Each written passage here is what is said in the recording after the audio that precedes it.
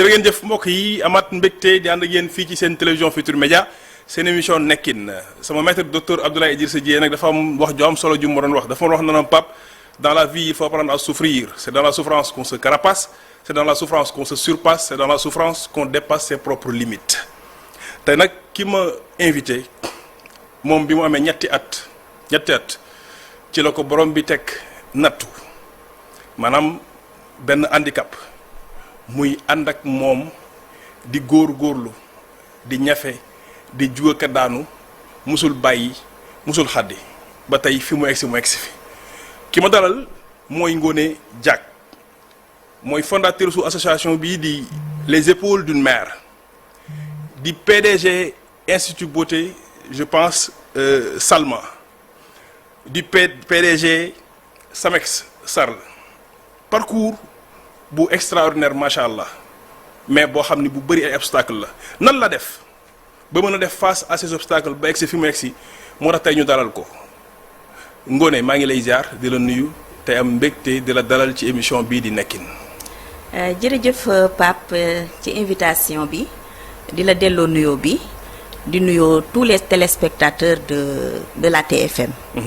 jërëjëf Ngoné da nga am ñetti at. borom bi teg la nattu kaay ma nattu la nag mooy kaay ma nattal la lan moo xewoon ci bi nga amee ñetti at. damay tàmbali ci ne sama mantra de force. moom lay ubbee. muy ayons toujours le sourire au visage pour vaincre la douleur la souffrance l'humiliation et le rejet. boo gisee kàddu yooyu ma ubbee ko da di kàddu yi nga xam ni saay bu ma daanoo moo ma yëkkati da di kàddu yoo xam ni saay bu ma jooyee moo may defal yàlla dafa def ci man ma am laago bi ma amee ñetti at ce qui veut dire que ni commencé woon naa dox comme tout enfant mbir mi ngi ma dikkee ci fièvre. waaw fièvre. samay waajur fièvre rek lañ ma wax parce que ku daan dox jékki-jékki tëdd sama benn sens répondretul ñu jaaxle. fi ñu njëkk a tàppe comme tout bon africain maaman yi ñii ne rab moo ko jàpp ñii ni seytaane ñii ni lii ñii ni laa donc ñu dem ci maaman yi au bout de quelques mois gisuñu ci résultat ci lañu rabattre à l'hôpital Fann. ma ànd ci nag ak waajur yoo xam ni Pape mënuma leen a fay ndax tey jii nii seen taxawaay bu dëggul woon seen taxawaay bu tarul woon kon tey amaana maa ngi ci beneen côté bi sam papa mësul bàyyi bi ñu demee hôpital Fann durant tout le traitement gisu ci amélioration mais dañ ko affecté automatiquement mu dem à l'hôpital Talibou Dabo avec le professeur Pouy que je profite de l'occasion pour lui rendre un grand hommage ndax tey jii nii su yàlla defee ma amaat sax yenn capacité yi ba mën a taxaw mën naa ni foofu laa ko jëlee ñu continuer di def traitement yi dañ daan jóge Thiès di dem Dakar loolu chaque jour xam nga ku may yor sama yaay moo may boot ci ndiggu ginnaaw imaginel xale bu am 3 à 4 ans nga koy boot chaque jour ñu def navette yi pendant plusieurs mois yàlla def ma commencé di retrouver sama benn mobilité bi mais bëriwul woon parce que da ngay sentir ni mi ngi commencé jàngaat toog comme bébé ni muy def circuit bi jàngaat toog jàngaat raam jàngaat taxaw di jàngaat di dox. ngay jàngaat loolu lépp dama ko jàngaat. mais sama waajur yi mësuñu bàyyi. mësuñu abdiquer chaque jour ñu ngi ci traitement il a fallu que professeur Pouy ne leen bay jël leen lii ngeen bàyyi ko ci loxo suñu borom. ndax li gënoon a métti. waaw romb na ko yàlla dimbali na ko ba au moins mi ngi taxawaat. plus muy màgg dina améliorer doxin bi. boobaak léegi j'avoue que defaatuma ci benn traitement mais maa ngi góorgóorlu ndax sama wayju bu góor Pape kooku bi ma amee 8 ans. néegul woon sax bàyyi ma daf ma dugal arxuraan nag quand même entre 4 ans et 8 ans mu dugal ma arxuraan ma jàng mais néeguma woon a dugal école ñëw la dugal école. mu bëgg ko woon. lu tax loolu. waaw parce que daf doon xalaat société bi nan lañ may accueillir sama camarades yi nan lañ may accueillir. loolu la doon xalaat. moom la doon xalaat par rapport ak laago bi ngay dund. merci looloo tax mais il a fallu que sama yaay intervenir ne ko mais bàyyil Ngoné mu dem bàyyi ko mu dem parce que yow déjà li nga ni nga ko inculquer ak ni nga ko préparer à la maison. dina ko permettre mu affronter l'école publique. mu ne kon du ma ko yóbbu école publique parce que xale yi dañ koy ñaawal dañ koy tuutal dañ koy def ay yoo xam ne psychologiquement mën na ko déranger. mu ne kon naa ko yóbbu école privée catholique muy école Saint-Augustin de Thiès. waaw. voilà foofu laa commencé. bi ñu ñëwee comme tout bon éducateur mu ñëw avec ses collègues ñoom ay collègues am lañ mu dénkaane doomam dama bëgg ngeen xoolal ma ko dama bëgg ngeen bàyyil ma ko xel ndax yàlla matalewu ko. donc ñoom ñëpp associé wu ci dynamique boobu. mais à leur grande surprise Pape dañu dem ba mujj gi man boucan yi am ci biir école bi yëpp man maa koy créer. ah bon ah oui les enfants les plus timides man maa leen di hisser maay drainer foule yi maay def lépp ci biir école bi. ci biir école bi. ah je t'assure. ah c'est très bien. ñu dem ba heure de récréation. waaw. les enseignants au lieu ñoom ñu vaquer ci seen ay occupations seeni waxtaan ils se concentrent sur moi. li may def. comment j'évolue dans ce milieu. et c'était extraordinaire. ci biir milieu boobu. ci biir milieu. lan nga fa dund parce que j'avoue que ni yow war nga jógee kër ga dem jàngi ci koo xam ni peut-être doxin bi mën naa am na mu war a doxee dina yéex wala nan la ko waajur yi doon lijjantee. waaw kooku moom kombaawam la woon. waaw moom papa daf ko doon jaral mu jël otoom yóbbu ma jàngi mu doog a dem bureau jàngale ji. su heure wàcc jotee lépp lu muy def bureau da ko fay bàyyi ñëw jël si ma. bu root jotee. waaw il est arrivé nag un moment dafay am ay panne ci oto bi xam nga rek yaa ma gën a xam moteur yeeg ñoomi seen. day préféré jël taxi ñëw ci école bi jël si ma gàddu ma yóbbu ma jëlaat taxi dellu bureau ça c'est extraordinaire. parce que xam nga lu tax. waaw il y tenait daf ko bëggoon il voulait que je réussisse. loolu la bëggoon. moom la bëggoon ndax daf daan wax. Pape chaque jour à 6 ans duggaguma sax école mu ne ma Ngoné dama bëgg nga xam ne say tànk amuñu doole waaye jàppal ni doole ju la yàlla mënti may rek ci sa xel lay nekk. say tànk amul doole. waaye lépp lu la yàlla may. doole joo mënti am. lépp ci sa xel lay nekk. c'est pas psychologue loolu ah. waaw c'était un éducateur xam nga mag ñi. seen njàngale macha allah dañ daan jàngale ci kër yi. di jàngale ci mbedd yi di jàngale ci classe yi il a formé beaucoup de cadres ici au Sénégal macha allah. mais nan la daan doxalee ak yow pour permettre la nga surmonter épreuve yi ci kër gi nekkin beeg yu mel noonu. daf ma jëloon teg ma presque nag ci kaw ñëpp ci kaw ñëpp samay rak sax daf ma jël teg leen ci seen kaw parce que boobu bëggoon na ma jox benn importance bi bëggoon na ma valoriser bëgguma woon a stigmatiser à la maison. dañ demoon ba ñëpp dañu xam ni man maay xaritu paa bi. am na benn jeu bu ngeen daan faral di def yaak moom mu jël xaalis jox la ne la soo defee lii loolu lan la woon. waaw boobu xam naa c'était juste pour que ma mettre à l'épreuve. waaw. dafa bëggoon résilience nekk ci man depuis le bas âge da daan jël benn tubéy bu xat jean. waay su jëlee jean bi daf ma naan Ngoné 500 mu ngi nii da nga koy sol bul toog bul jàppandu. te bul daanu. bul toog bul jàppale bul daanu. te bul daanu. soo ko réussir rek yaa moom. soo ko réussir ma jox la 500 ma nekk nitu défi boo xam ne nag. oui non tu peux même pas comprendre ma jël tubéy ji ñëpp famille bi yëpp toog di reetaan on va voir ba xam ndax di nga relever tey défi bi ou pas. su ma jëlee tubéy bi bu ma dugalee benn tànk bi. day jàll. mais balaa maa dugal beneen tànk bi c'est là où il y avait le problème. dama naan këlëb ci suuf. su ma nee këlëb mu ne ma téeméer bi de kon doo ko ma ne ko papa on va reprendre ñu koy def di ko def mën naa ni exercice boobu defloo na ma ko pendant plusieurs mois. pendant plusieurs mois. plusieurs mois. lan nga jàpp ne moo taxoon ma la koy defloo. parce que daf ma doon mettre en apprentissage. très bien. et ça je l'ai compris quand j'ai pris de l'âge ci laa xam ban technique la doon def daf ma daan wax n'abandonne jamais. ma koy tontu ne ko tànk dugaluma sama beneen tànk ci tubéy bi duma mës a bàyyi. très bien. ba mus nga xaa dugal rek. mais jour bi ma ko dugalee. waaw alors là ñëpp a yuuxu. très bien.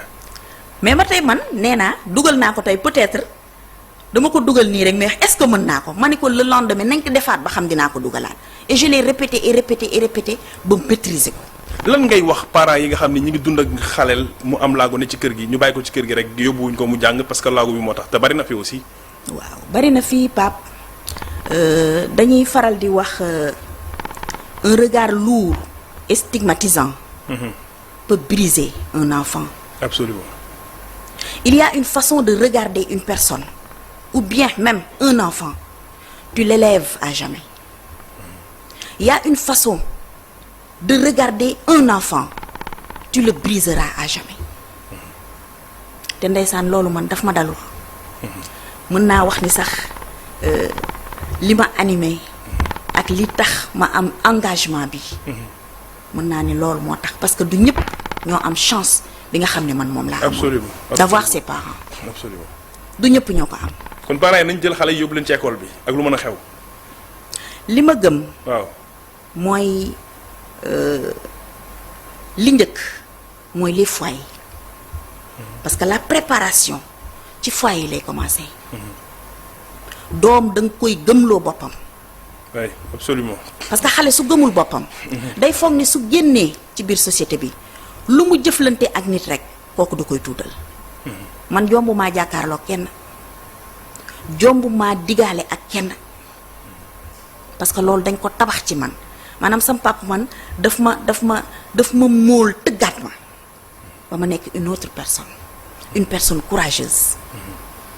donc loolu li may njëkk a wax ci xale yi nga xam ne ñu ngi dund des situations de handicap dans les foyers que seeni parents ñu jege leen ñu xam ne handicap boobu ça ne doit pas être un frein. Absolument. Absolument. Ça c'est clair warut a nekk frein. du tout. maintenant nga nekk ci biir école bi mais intégration ci école bi difficulté yi obstacle yi parce que l'obstacle est le chemin. lan nga ko dundee est-ce que mën nga ñu ñëwal ci ay anecdote yoo xam ne peut-être jànkonteel nga ko ci biir école boobu nga nekkoon ci dem bi ak dikk bi. waaw il fut un temps où sam papa li mu mënoon mënatu ko donc yoratul oto dafa mujj wut watiir mu may yóbbu école. pour te dire il y tenait tellement. maanaam dem na ba mënatul li mu mënoon. watiir la wut watiir mu wut watiir. watiir. waaw watiir waa Thiès xam nañ ko. merci. waaw su ma duggee ci watiir bi amatuma ci complexe parce que j'étais déjà préparée xale yi dañ may topp en foule watiir bi ñëw na watiir bi ñëw na ma naan leen kaay leen ñu dàqe watiir bi topp leen ma il arrivait même que ma jël kii yi. les rênes di dawal watiir bi paa bi ndeysaan yàlla na ko yàlla yërëm le vieux ndaw di ma reetaan ni ma am nga fit de. xale yi topp ma foule bi yëpp daf may topp ba keroog ñoom mënatuñu ñu doog a dellu. ñu dem ba benn moment on a été obligé de changer de domicile bi ñu changer de domicile on n'était plus avec le vieux ndaw. sam papa ni ngoone dina am problème pour jàngi parce que diggante école bi ak suñu kër nekk na minimum 2 kilomètres. ba tey moom mi ngi ci njàng mi moom njàng mi rek a ko yitteel. moom sa jàng bàyyiwul yow kooku bàyyiwul musul bàyyi. musul bàyyi. mu ne xaaral ma jëndal ko vélo comme mënuma dawal vélo da ko confier sama grand frère mon frère aîné Ousmane. mu ne dee ma ko yóbbul école mais doo ko dégg de ci biir dee ma ko yóbbul école bi sax. Pape oui. day topp Ousmane comme ku war a yóbbu une princesse. del def ndànk bu ko brimer kàmb yi dee ko moytu xam nga. cette petite attention là. kooku waajur rek moo ko mën ci doom. mais dafa am benn jour boo xam ne li ma ci gën a retenir. Ousmane vélo bi dafa panne te yëguma ko. déposé na ma le matin. mais vélo bi muy panne man mënuma ko yëg te boobu communication demeewul noonu. ma toog ba 14h je ne l'ai pas vu toog ba 14h30 je ne l'ai pas vu ma ne attends bàyyil ma topp yoon bi Ousmane doon jaar chaque jour pour mën a ñibbi heure boobu day fekk mu wéet. y avait presque personne 14h 14h30 fi ma làqat ci ko ci benn koñ rek dama jot automatiquement un monsieur bi ma ko jotee dafa summi awraam. maam summi tubayam. mu summi awraam di ma ko wan ma xool ma tiit à mon âge. boobu ay ñaataan nga am. boobu je devais avoir juste ay 10 ans 10 11 ans parce que boobu maa ngi préparé def CM1 entre CM1 et CM2 bi mu defee loolu ma appeuré xaw a tiit moom mu dem rek dikkaat bëgg ma song heureusement mu am un autre monsieur bu génn ci beneen côté bi rek yuuxu donc loolu Pape bokk na ci li nga xam ni daf ma marqué imagineel tey jii nii bu suñ boroom génnewul woon waa jooju qu'est-ce qui allait se passer kon dafay yàq à vie mais liñ naan Dieu fait toujours les choses dans l'élégance xale bu góor bi moo ma jël yóbbu ma ba suñu kër mais Pape foofu méttiwul fan ma métti le jour bi ma yóbboo sama kër te sama papa def prise de conscience ci danger bi ma doon oh là là il ne l'a pas supporté man maa ngi naan dina bàyyi dootuma yóbbu école mais il a tellement crié sur Ousmane que ni ko waroon nga fi bàyyi vélo bi nga dox jëli sa rakk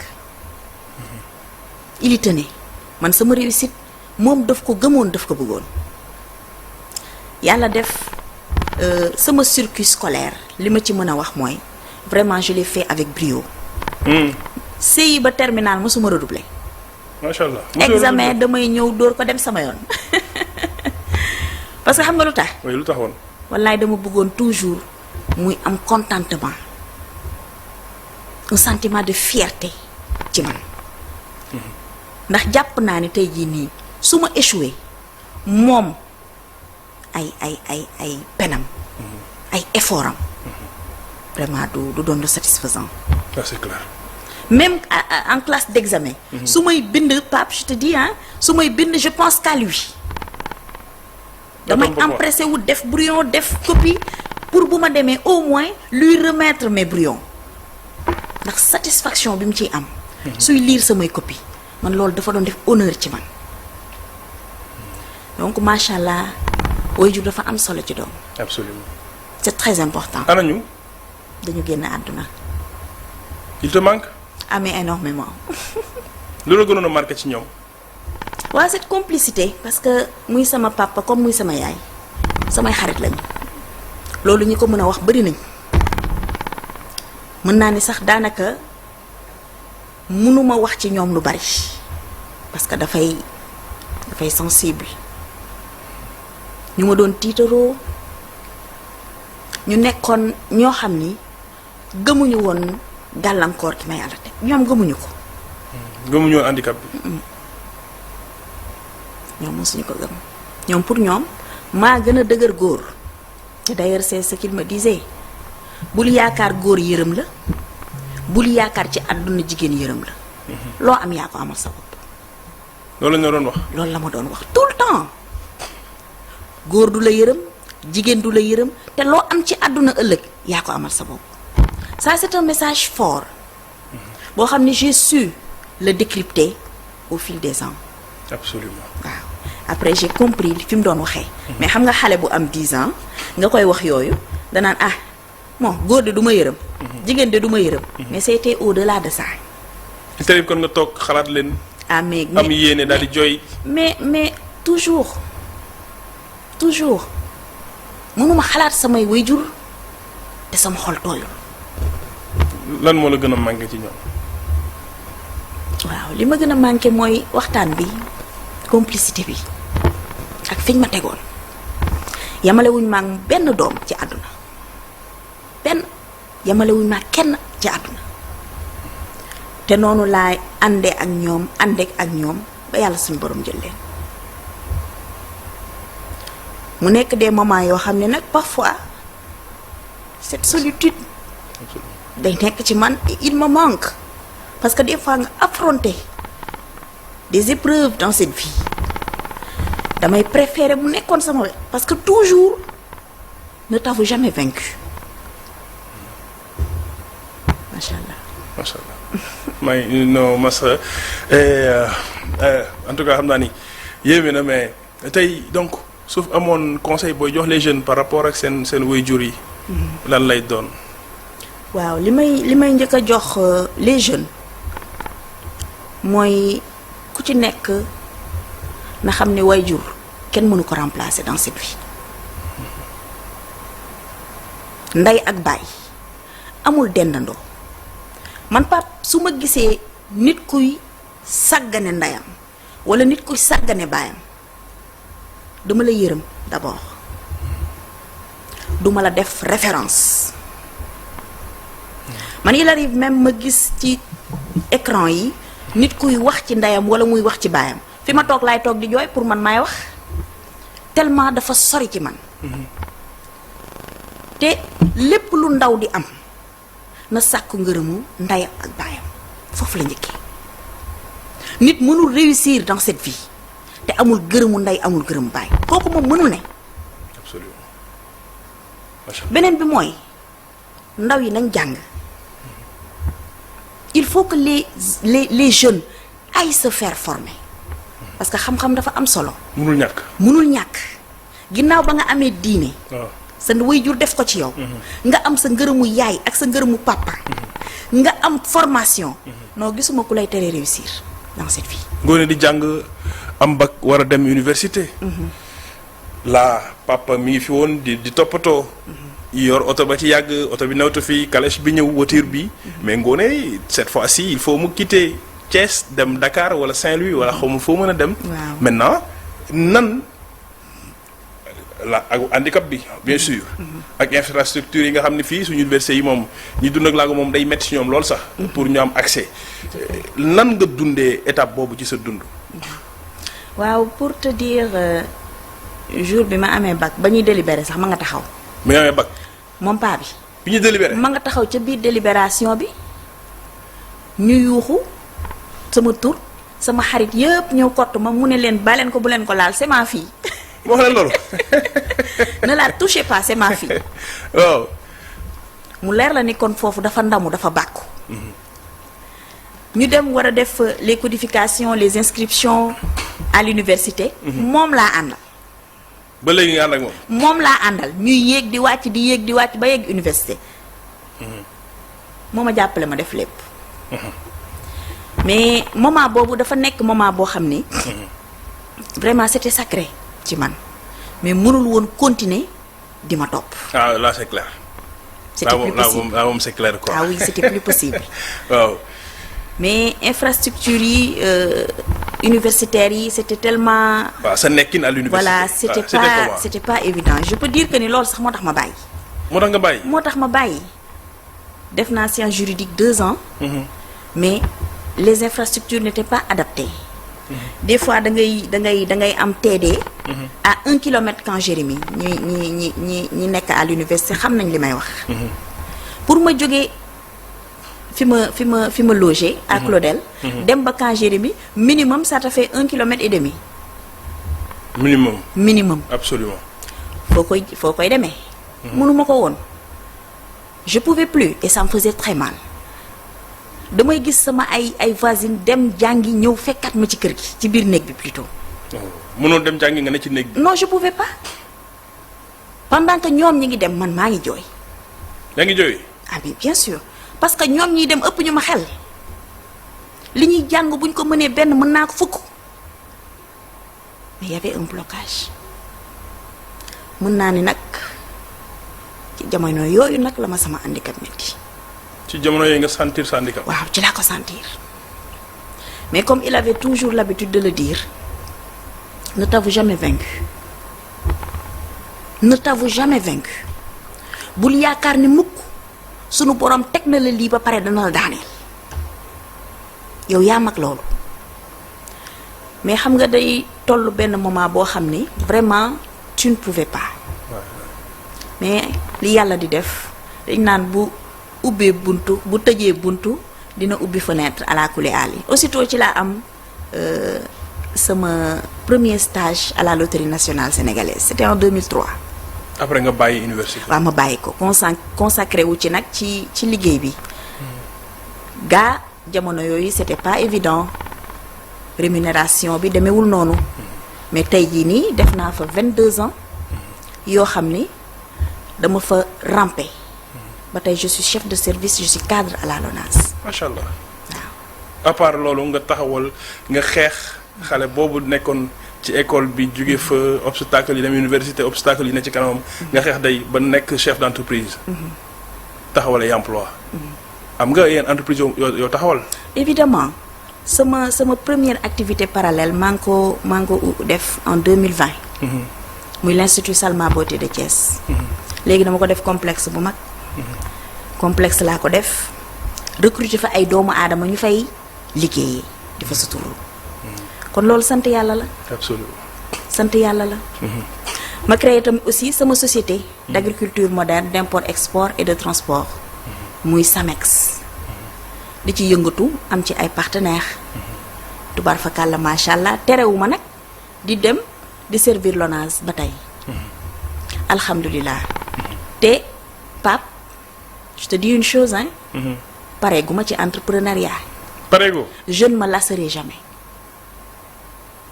chaque jour maa ngi réfléchir lan laa war a tegaat parce que sa société bii dama fi war a tekki dama ko war a amal njëriñ. te li gën a tax loolu ma koy bëgg à tout moment.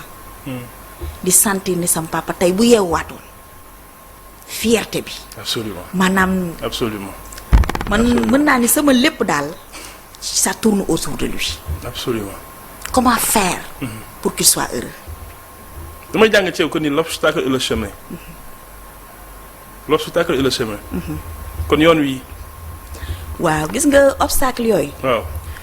tànk yaa ngi koy am mu ngi def carapace. mu ngi lay defal bouclier. et ça te facilite l'avancée. mënoo wax a wax ba obstacle man mën ma téye mënuma téye fenn. man keroog ba ñëpp foogee ni daanu na dootul jóg. keroog la bu ma xëyaatee danga naan ndax du woon kii. mais entreprendre aussi yombul. yombul. xam naa daje nga ci ak ay jafe-jafe yu bari. waaw jote naa daje naa ci ak ay jafe-jafe. mais it daje naa ci ak it doomu aadama yu baax.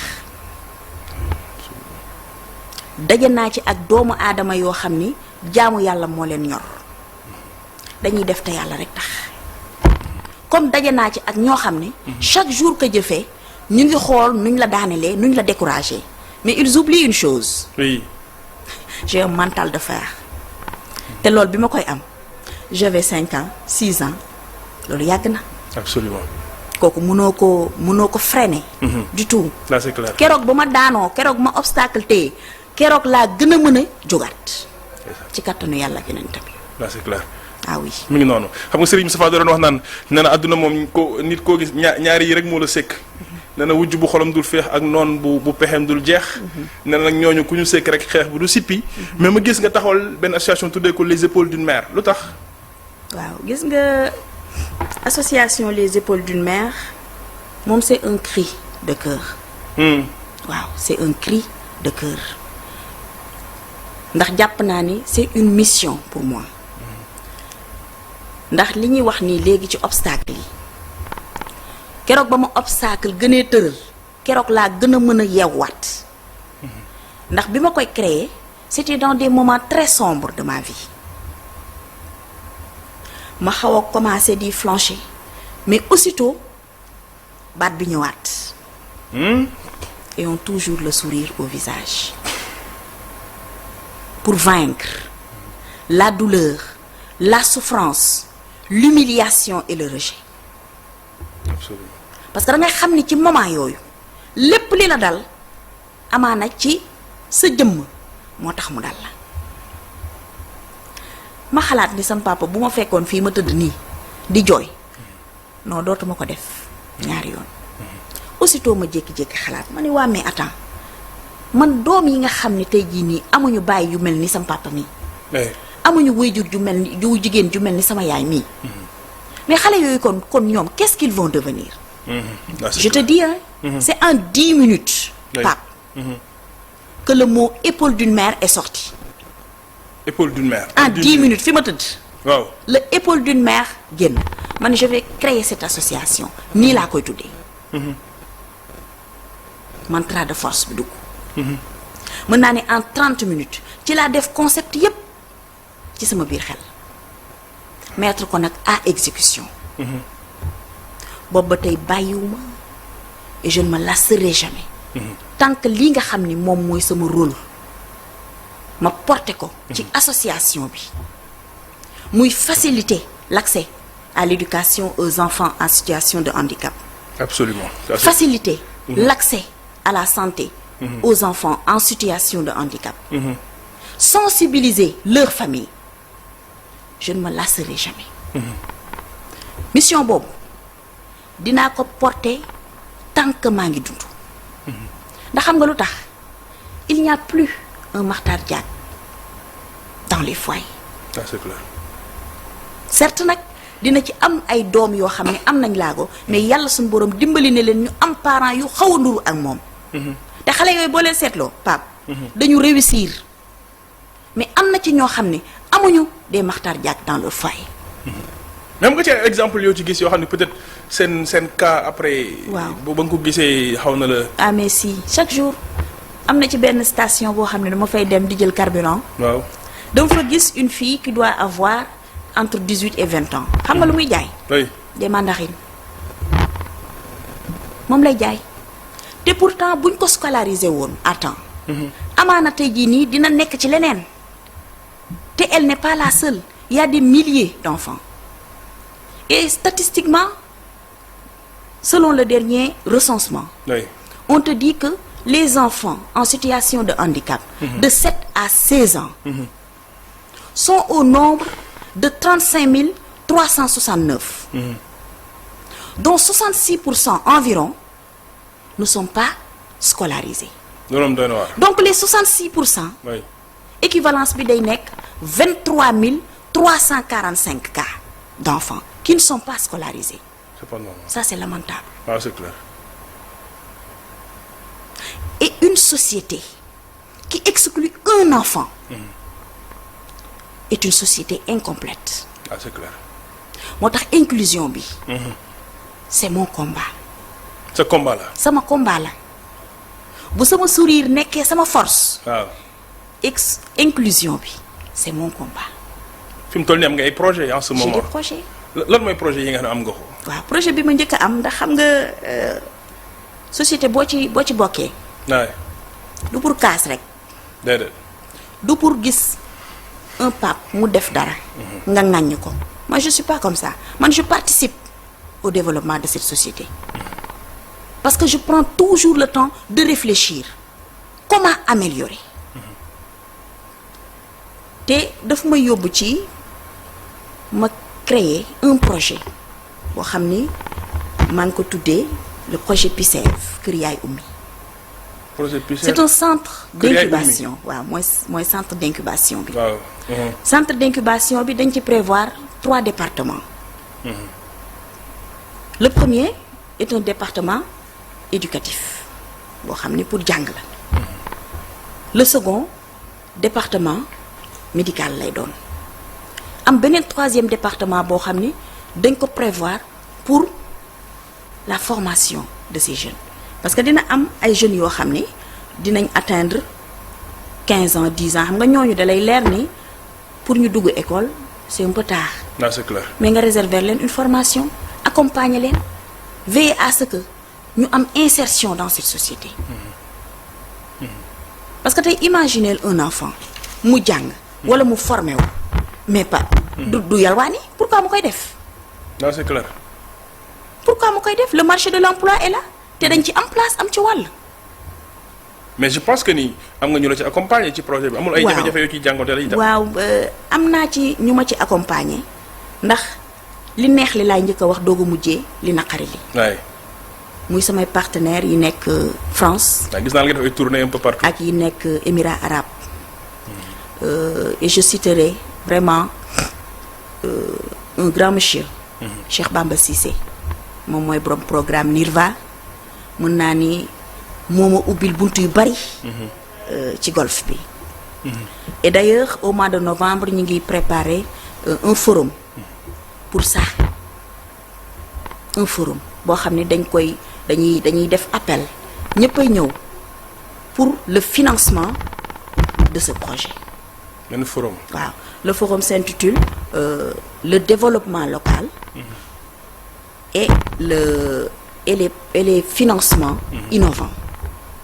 donc loolu mooy thème forum thème forum bi. on va en profiter am ci ay ateliers yoo xam ne man maa koy animer. c'est très bien. pour l'inclusion. Cheikh Bamba nekk nit ku taalibe la. kooku taalibe la. ndax tey jii nii nit koo xam ne xamuloo ko ñu présenter la ko nii comme ça nga jël ko porter son projet gàdduma yóbbuma ci ay nit ñoo xam ne bokkuma ak ñoom xeet bokkuma ak ñoom réew mais gis nga bu ñu gisee projet bi. ñoom. oui. non il m'embrasse avec. ñoom dañoo bëgg lu baax. waaw. oui. dañ lay tapoter à l'épaule di woo parce que y a le médecin qui l'a fait un médecin boo xam ne il est spécialisé dans le traitement de la colonne vertébrale sans chirurgie d'ailleurs après 40 ans moom moo ma xamaloon li ma daloon bi ma nekkee xale à 3 ans. moom moo la ko xamoon. transverse myélitis ndekete moo ma daloon mais jamono yooyu médecine bi développé wul. absolument avancé boobu amul. grâce à lui ci laa ko xam donc après plus de 40 ans may doog a xam ni feebar bii moo ma daloon. ce docteur bi mu gisee un tel projet équipe am yépp la woo les infirmiers les médecins. ah mais je te jure mu ne nuyu leen kii xamante leen a kii parce que dafa am association def description association bi ak li nga xam ne moom mooy samay projet ñoom ñëpp embrassé ma avec mon projet. li ma ci gën a nag métti mooy ndeem. li ci gën a métti. li ma ci am naa ci lu ma métti ci projet bi ndax xam nga lu tax. waaw lu tax. nga dem à l'étranger. waaw ay doomu aadama yoo xam ne bokk ak ñoom xeet bokkoo ak ñoom diine amaana. bokk ak ñoom réew. nga defal leen lii nga xam ne bénéficiaires yépp ay sénégalais la ñuy doon. ñoom ñu saluer ko embrasser ko yow nga indi ko sa réew. tu rencontres des gens ñoo xam ne dañ lay démotiver ñoo xam ni bëgguñu en quelque sorte nga wax ko ci kaw. tu rencontres des gens yoo xam ne dañ naan la carrément ah ça c'est un projet boo xam ni est-ce que l'autorité va valider ça. le Sénégal malheureusement l'autorité peut mettre le projet sans suite. malheureusement ça Sénégal. c'est un mot très lourd. waaw le Sénégal. c'est un mot très lourd. dañ lay décourager ci projet d'inclusion bu mel nii. waaw mais man j'ai un mental de fer comme je le dis téyewuma tënkuma barricadewuma te fu ma ko war a brander dinaa ko fa brander. parce que lii bu sottee. absolument njëriñu ñëpp la. là c'est clair. njëriñu ñëpp la. waaye suñ borom noppi na ndax xam nga li ëpp solo ci doomu aadama mooy la détermination te mu ngi fi. te ñi ko war a yëg incha allah rabbi danañ ko yëg. ñëpp ci war a dugal seen loxo parce que boo demee ci bitim réew. ndéem ngay dem ci biti. waaw à l'international absolument ñoom ñuy jël ay initiative par rapport à ce projet. asantumaa yow réew mi nga xam ne yow fii nga bokk. te njëriñ li fii la. là c'est clair. muy situation boo xam ne alarmant mais tënku ma nag. waaw du tout. bul nangu dara tënk. man obstacle dama koy jéggi jàll. l'obstacle et le chemin. obstacle. ma war a dem fee. waaw gis lii taxaw sama obstacle man dama koy jéggi jàll wala mu jaar ci suuf jàll par tous les moyens damay jaar. mais à part loolu am na ñoo xam ñu ngi ànd ak bëgg ci ànd ak yow au moins pour mu mën a taxaw. non du jeex du jeex le projet de novembre dont je te parle. waaw c'est pour ça. am na ñu la ci jege ci état bi ñoom am na ñu ci wax ñoo ci jot a waxtaanal. à part le maire de Thiès. docteur Babacar Diop. waaw il nous a très bien reçus. jàppale ñu am ci engagement. waaw am na ci un engagement. beneen bi on a tapé à presque toutes les portes yi nga xam ne les portes les plus stratégiques dans ce pays. mais toujours il y a le frein qui est là. toujours. toujours mais nag on ne se lassera pas ça moom ça c'est sûr. absolument loolu doy na waar à part projet bi amul beneen. waaw le projet beneen bi nga xam ne moom lañ am mooy notre magazine parce que dañu bëgg a teg un magazine d'information, un magazine de témoignage, un magazine de renseignement par rapport à l'inclusion au Sénégal. mu nekk magazine boo xam ne dinañ ci profiter pour xale yi nga xam ne ñoom ñoo def un parcours am chance bi ñeneen ñi amul. ba réussir nekk de haute personnalité. ñoom ñu def seen témoignage. absolument ñëw ci seen parcours et tout ça. ah mais absolument obstacle yi ci jànkonteel ak yoon beeg yooyu yëpp quoi. dina am ay interview dina am ay sensibilisation dina am des informations sur l'évolution de l'inclusion au Sénégal.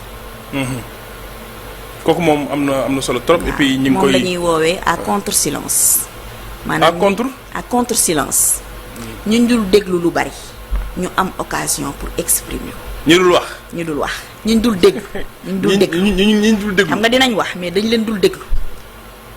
ñi dul déglu nga bëgg ñoom ñu am. ñu am fu ñu waxee. fu ñu waxee. bu ko defee ñu mën leen a déglu moins. ñu mën leen a déglu. da ngay entreprendre. di jigéen nekk jàmbaar. tey sa moromu jigéen ñi xam naa ni waxuma la jigéen ñi rek mais góor ñi sax dinañ jël ci sa parcours parce que parcours bu riche nga am. parce que damay wax ni au-delà du discours aussi des fois dafay baax ñu taxaw ci parcours yi. parce que dafa am solo. lan ngay wax ak ndaw ñi nga xam ni ñi ngi lay bàyyi xel actuellement nii.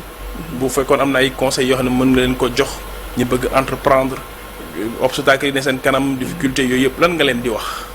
waaw dafa am y a un mois sama benn xarit ndeysaan. Nenne ak Ndaak dañu yor benn atelier de couture dama fay faral di dem. Sadia ma dem fa un jour fekk fa kenn ci ñoom doomam bu góor ma dugg dox sama soxla taal sama oto génn dem. xale bi ma génnee xale bu góor bi daf ni waa yaay mais est-ce que xam nga ni man pour ma saraxati nit buy yalwaan dina am problème de. ah lu tax. oui noonu la ko waxee yaayam un grand garçon. waaw mu ne ko mais yaay femme bii ku xool ci moom dootoo sax nekk yëkkati di saraxe n'importe comment. parce que am na loo xam ne au moins nit war na ko bëggal boppam. bañ a jël facilité rek tàllal loxo bi parce que kii ku ko gis man dama ko naw. déjà ça dafa nekk yoo xam ni ndeysaan yaay ji bi ma ko nettalee. dama ko reetaan ma ne ko moom bari na ci morom. ay góor yoo xam ni góor yàlla. dañ may xool ni ma ñun suñu bëggoon a bàyyi sax duñu bàyyi ndax yow. yow ragaloo dara dangay affronter. déjà loolu c'est quelque chose. li may message bi nga xam ne nag moom laa gën a bëgg a transmettre samay mbokku jigéen laa ko njëkk a commencé. sa mbokku jigéen ñi waaw samay mbokku jigéen. xam nga dañuy wax naan góor baax na jigéen baax na. ma bëgg ñoom ñu xam ni dañ cee war a gën a nekk. ndax tey jii nii nga gis une Ngoné Diack muy dugg fii génn fii yéeg fii wàcc fii yow nga bëgg a préférer en tant que femme la facilité mais yoon yedd na la. yoon yedd na la te ñun jigéen duñu pour loolu. ndax tey jii nii tant que góor mu ngi am pouvoir ci sa kaw li nga bëgg a def yépp doo ko def. moom fi mu bëgg nga jaar foofu ngay jaar. te tollootuñu foofu. je ne suis pas nag pour la parité que ça soit clair. ah bon non d'accord ma ci parité parce que man taalibe laa. bokkoo ci ñooñu. non bokkuma ci. mais dama bëgg jigéen ju am jom jigéen juy entreprendre di dimbali borom këram ci kër gi di dimbali njabootam ci kër gi loolu dama ko gëm. gëw ma bu jigéen amee benn na góor am benn. parce que ñun ay taalibe lañ. yow loolu nga gëm yow. waaw man loolu laa gëm. man d'accord naa. góor jiitu ma topp si ginnaaw. loolu d'accord naa woy ci kilifteef. waaw man loolu d'accord naa ko mais lépp nañ ko teg ci yoon. bëgguma jigéen ju ne yàcc j'aime pas ça bëgguma ko. donc fu mu nekk nii toll nañ ci jamono yoo xam ni jigéen dafa war a participer ci développement réewam. góor dafa war a participer ci développement réewam. nañ takk suñu sër yi parce que dafa jot. àdduna dafa métti te day gën a métti. te yaay ci kër dafa am solo te góor ñi mënatuñu lépp. il faut ngeen ci jàpp. ah mais absolument mënuñu ko bañ a jàpp kër yi buñ ci jàppul du dem. waaw loolu dëgg kër yi buñ ci jàppul du dem. waaw loolu moom dëgg gu wér la. mais Ngoné ci 8 mars bi. ni ñu koy célébrer Sénégal. ànd nga ci yow. ni ñu koy fête célébrer. def folklore après ngeen dem sol yére fecc ci après. mais c'est absurde loolu fora rek nañ teg ay thème parce que gis naa ci ay institutions yoo xam ne ñoom dañuy teg thème mais gis naa ci ñoo xam ne dañuy lekk naan fecc. waaw loolu tardement la di. waaw c'est clair. ak fi réew mi toll. ak jigéen place bi mu war a occuper dans cette société d'accord ma d'accord ci loolu. waaw da ngay teg des thèmes de sensibilisation loo xam ne tey jii nii bu ko nopp déggee même bu dee sa moroomu jigéen bu fattu woon dina ko éveiller c'est important. là moom c'est clair kan mooy sa référence. Cheikhul Khadim man Cheikhul Khadim mooy sama référence. lu tax. waaw damay faral di ko wax ñu may reetaan ndax dañ daan def bi ma gënee nekk xale sam papa Tidiane la woon sama yaay Tidiane la woon d'ailleurs si ëtt boobu ñoom foofu la ñu màggee mais suñu waxee rek ma ne ko papa barke Serigne Touba mu ne ma ah waaye yow da nga may bëgg a jaaxal wala nga ne da nga xam Serigne Touba ma ne ko papa xaw ma Serigne Touba à l'âge de 6 ans hein, je te dis lu sincère lu profond ma ne ko papa man xaw ma Serigne Touba mais dama ko bëgg mën naa ni loolu moo ma topp ba nii may wax ak yow. moo tax mooy sa référence. mooy sama référence man loo may wax tënkal ma ko foofu. ah bon. ah oui loo may wax tënkal ma ko foofu. am nga idole. waaw am naa idole. kan la. sam papa. lu tax. waaw melokaanam dëgëram ak tabax bi mu tabax ci man mooy sama idole sam papa man mooy sama idole te loolu du ma noppi di ko wax ñi ma xam ñépp xam nañ ni moom moo doon xaritam. moo doon sa xarit. moo doon sama xarit mooy sama référence mooy sama idole ay waxam laay dégg ay waxam ñooy retentir ci sama nopp ba léegi. saa su ne. ah oui. sa yaay. sama yaay ndeysaan am na ku ma ko laaj mu ne ma yow lan nga jël ci sa yaay ma ne ko dara. lu tax. waaw elle était trop douce sama yaay ndeysaan c'est la femme africaine sedd oyof laa biir xam nga te jamono jii may dund man li may dund man mënuma adopter casquette boobu mënul nekk ba pare communication bi ma doon gën di def paa bi laa ko doon defal sama yaay nag sama xarit la mooy sama àdduna mooy sama lépp mooy sama léppi àdduna parce que fi mu jaar ak man su tayaloon du am su doon xaddi du am bu tayaloon du am. su doon tayal na du am bu doon su gaawoon xaddi du am te kooku yaay rek moo ko mën ci doom cette patience yaay rek moo ko am ci doom sama yaay daan def benn moment su ma xataraayoo sax mu ne ma ay ngoone tey ngaa xool ci man ma ne ko duma xool ci yow ndax su ma xoolee ci yow li ma bëgg a faj duma ko faj. jërëjëf macha allah en tout cas am naa mbégte ci dalal la ci télévision Futurs Médias ci émission bi di nekkin nga xam ni li ko tax a jóg rek mooy doomu aadama xam mooy kan xam ni il est le représentant de Dieu sur terre te loolu lu rëy la boo ko xamee rek dootoo xeeb sa bopp dootoo dooleel sa bopp ci kanam ku mën a doon lan mooy nekk kàddu gu mujj nga xam ni bëgg nga ko jàllale. kàddu gu mujj gi may jàllale mooy d'abord lancer un appel aux autorités étatiques que ñu bàyyi xel le problème de l'inclusion dans cette société que ñu bàyyi xel doomu aadama yi nga xam ne am nañ ay idées pour le développement beneen bi mooy aux parents doom boo ko juree yàlla am nu mu ko mel loo du caagante ni c'est un fardeau pour toi au contraire c'est une richesse doom jooju lépp loo deful ci moom ëllëg mbedd mi du ko def ci moom. absolument. bët ba nga koy xool. soo ko tuutalee day tuuti. soo ko yëkkatee day yëkkati ko. absolument. ñu bàyyi xale yi ñuy denc ci biir kër yi. jarul nëbb yàlla suñ borom bu la tegee mbir. da nga koy nangu jéem a xool ban thérapie nga ciy def pour mu am amélioration. beneen bi mooy. partenaires yi ñoom ñëpp maa ngi leen di woo. ci projet bu mel ni d'inclusion muy ONG yi muy institution publique comme privée yi ñëpp maa ngi leen di woo ci projet PICEF bi. jërëjëf. di gërëm aussi. la télévision Futurs Médias. ci occasion bi. parce que c'était pas évident. absolument. voilà di leen ci remercier di ñaan yàlla fi ngeen bëgg a yeggale seen bopp yàlla na leen fa suñu borom yeggale. amiin incha allah. di remercier aussi un guide religieux qui est à Thiès. bu tudd Ahmed Saloum Dieng. macha allah.